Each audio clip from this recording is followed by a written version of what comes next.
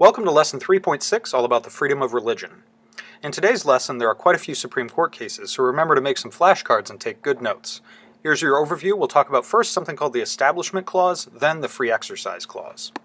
So at its root in the United States, we would say there are two parts to the freedom of religion. They're both in the First Amendment. One is that Congress shall make no law establishing a religion. And in this idea is that there's a separation between church and state. And that phrase is actually from Thomas Jefferson, who wrote it in 1802, separately from the Constitution.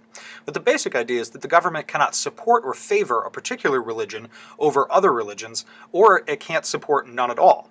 There are a few different interpretations of how you could go about this. You could say there's a really broad interpretation that the government can't give any aid or special treatment to any religious group at all, full stop, period. Then there's a more narrow interpretation that says you can't favoritize a certain religion, but you can generally endorse religious belief. So for example, you can have "In God We Trust" on the money.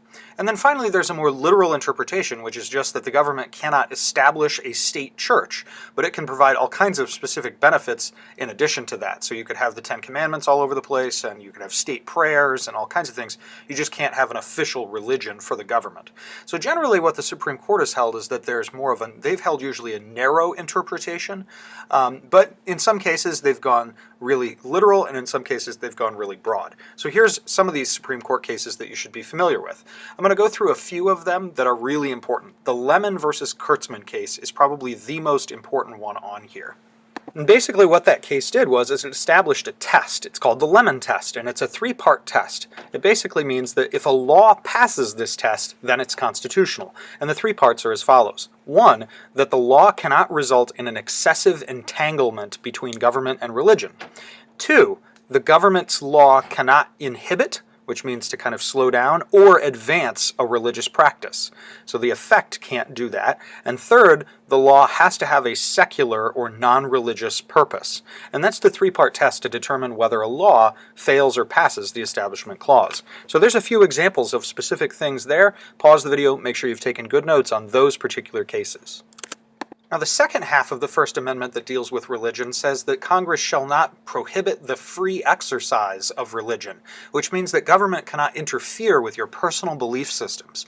Now, they can regulate the practice of religion within certain aspects, but generally you have the right to practice whatever religion you want and to believe, certainly without any restrictions, whatever you want. So there are a few things that they are allowed to do, but here's the restrictions on what government can't do. Government cannot discriminate based on your different faith or religion. So they could regulate a practice, but they can't discriminate and treat different faiths differently. And any regulations have to involve a compelling state interest. In other words, national security or the safety of the entire community has to be ensured. So they can't just regulate a practice because they don't like it. They have to prove that it's a compelling state interest. And then last but not least, if they want to regulate something, they have to show that they're using the least restrictive way to achieve the goal. So here's in these two free exercise cases. In the first one, the West Virginia versus Barnett case, the Supreme Court ruled that students cannot be required to pledge allegiance to the flag if it interferes with the free exercise of their faith. So basically, you had groups of people, Jehovah's Witnesses, who didn't feel like it was acceptable to them to pledge allegiance to anything other than God.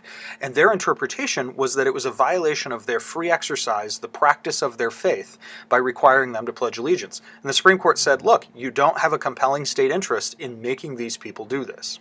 In the second case, in fact, the Supreme Court ruled in favor of a corporation that argued, so Hobby Lobby, argued that requiring it to provide contraceptives to its employees violated its free exercise rights, and it treated a corporation as a person.